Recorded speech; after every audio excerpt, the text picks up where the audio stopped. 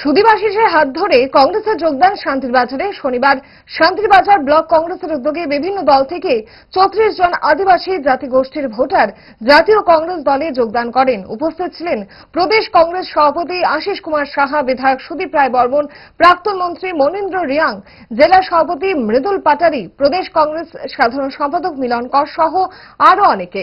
প্রদেশ সভাপতি তাদের হাতে দলের পতাকা তুলে দিয়ে বলেন, কংগ্রেসের নীতি আদর্শকে সারা রাজ্যে আরো বেশি করে জনগণের কাছে নিয়ে যেতে এই যোগদান সহায়ক হবে এবং দল আরো শক্তিশালী হবে। আপনার আজকে যোগদান শান্তিরবাজার বিধানসভার অন্তর্গত বকাফা অঞ্চলে প্রায় 34 জনের উপরে আজকে তারা মূলত ত্রিপুরা মথা এবং অন্যান্য দল ত্যাগ করে কংগ্রেস দলে তারা যোগদান করেন।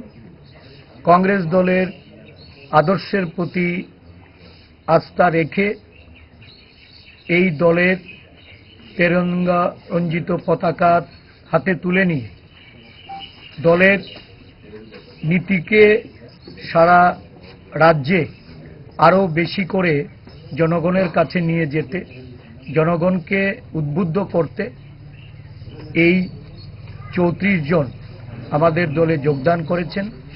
দলকে আগামী দিন ভিলেজ কাউন্সিল এলাকায় শক্তিশালী রূপদানের জন্য তাদের এই যোগদানের ফলে কংগ্রেস দল আরও শক্তিশালী হবে, মজবুত হবে, সংগঠিত হবে।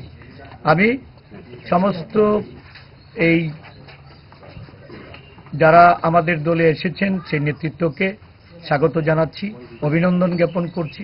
ভালো খাবার দেখে অম্বলের কথা মনে পড়ে, তার সমাধান তারা 5 দশক ধরে গ্যাস, অম্বল ও পেটের সমস্যার একমাত্র সমাধান গ্যাস নল।